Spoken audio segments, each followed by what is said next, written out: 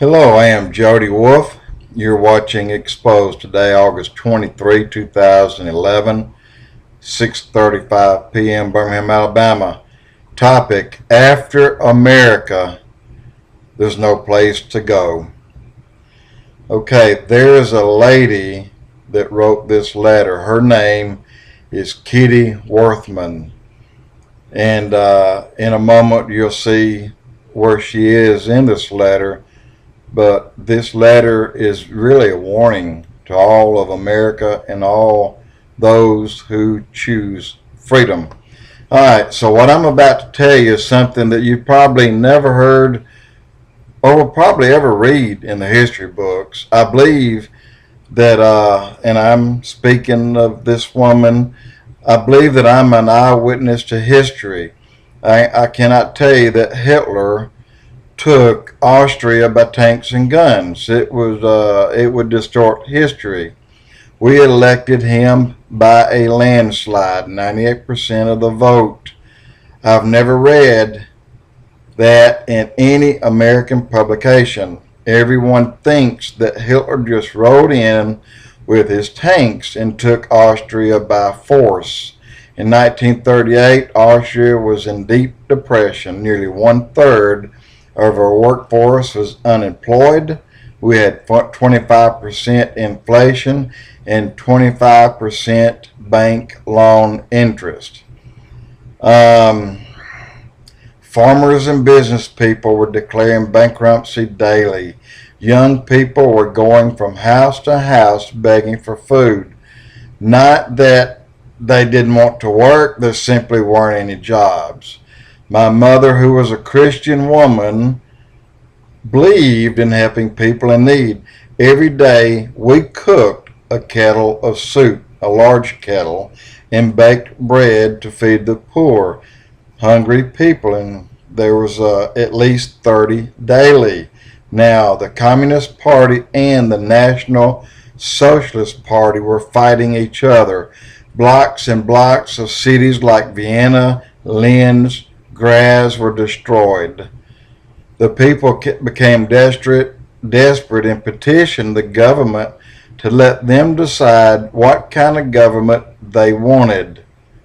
So we looked at our neighbor to the north, Germany, where Adolf Hitler had been in power since 1933. We had been told that they didn't have any unemployment or crime, and that they had a high standard of living.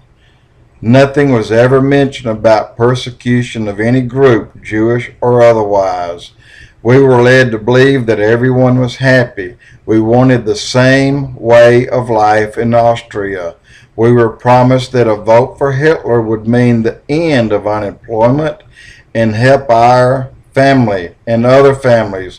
Hitler also said the businesses would be assisted and the farmers would get their farms back. 98% of the population voted to annex Germany or Austria to Germany and have Hitler for our ruler. We were overjoyed. For 3 days we danced in the streets and had candlelight parades. The government had opened up field kitchens and everyone was fed. After the election, German officials were appointed. And like a miracle, we suddenly had law and order. 3 or 4 weeks later, everyone was employed. The government made sure that a lot of work was created through the public work service. Hitler decided we should have equal rights for women. Before this, it was a custom that married Austrian women did not work outside the home. An able-bodied husband would be looked down upon if he could not or would not support his family. Many women in the teaching profession were elated that they could retain their jobs they previously held and had been required to give up for their marriage. Hitler targets education, eliminates religious instruction for children. This is a title. Our education was nationalized. I attended a very good public school.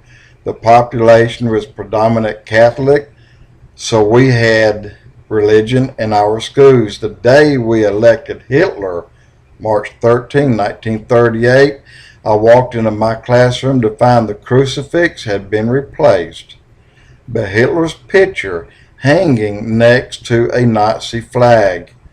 Our teacher, a very devout woman, stood up and told the class we wouldn't pray or have religion anymore. Instead, we sang Deutschland or Dutchland, whatever their song, Über Allies. This was their national song, just like we have ours here in America. And they had physical education, didn't mention other curriculum, English, history, math. These things were not mentioned.